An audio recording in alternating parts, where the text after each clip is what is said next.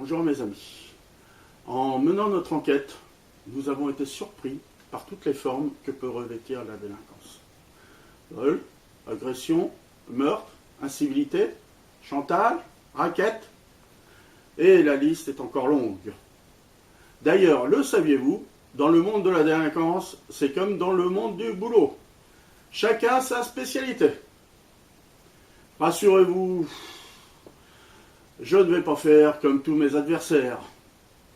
Vous promettre chiffre à l'appui que je ferai baisser la délinquance. Car un délinquant de moins, c'est un chômeur de plus. Alors, ne comptez pas sur moi pour faire monter le nombre de chômeurs.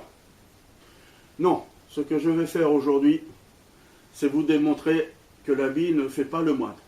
Tout comme le moine d'ailleurs ne fait pas l'abbaye. Ça, c'est les ouvriers du bâtiment qui le font. Au parti pour revenir, nous nous sommes posé la question.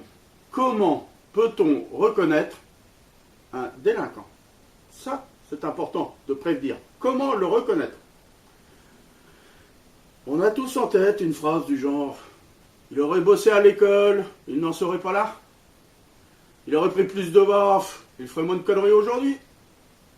Gamin, il faisait ce qu'il voulait, alors pas étonnant qu'il soit devenu un voyou. » Non mais, comme s'il suffisait de bien bosser à l'école, de prendre des baffes et d'être encadré comme à l'armée pour éviter de sombrer dans la délinquance.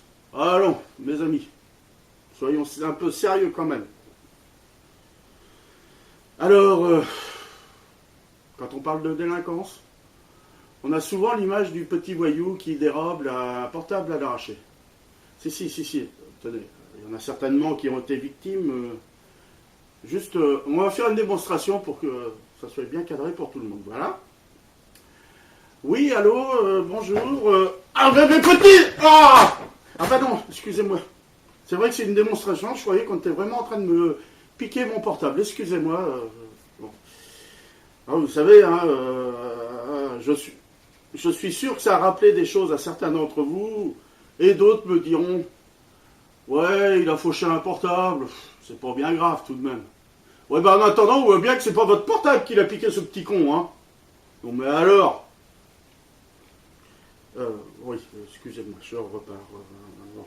Non, et ça, c'est la petite délinquance à laquelle on pense tout de suite. Croyez-moi, mes amis, il y a aussi des gens bien que l'on croit au-dessus de tout soupçon et qui font des conneries. Genre, le type bien du quartier, et paf, un bonjour, on découvre que c'est un escroc notoire. Tenez, mes amis, je vais prendre un exemple. Celui d'un homme qui était connu pour être poli, courtois, bien éduqué. Je veux parler, bien sûr, d'Arsène Lupin. Ce dragueur impénitent, toujours prêt à voler au secours d'une dame, eh bien, cet Arsène Lupin, aussi bien éduqué soit-il, a commis de nombreux méfaits. Si, c'est vrai.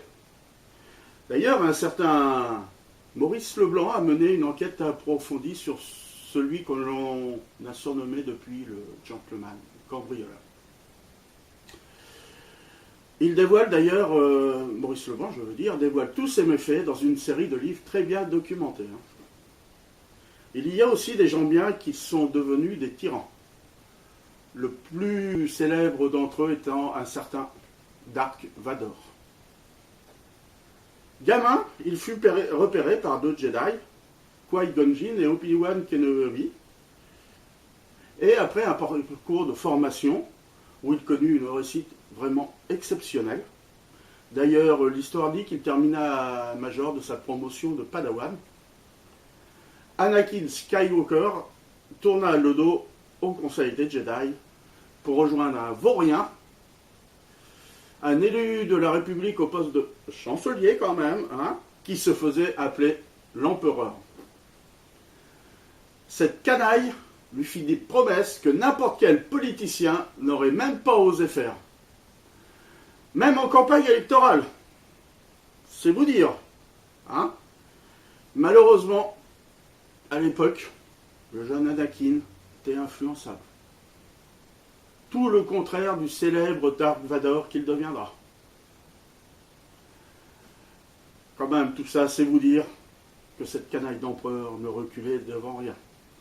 Alors, mes amis, pour ne pas être victime d'un Arsène Lupin ou d'un Dark Vador, votez Daniel président, candidat du parti pour revenir.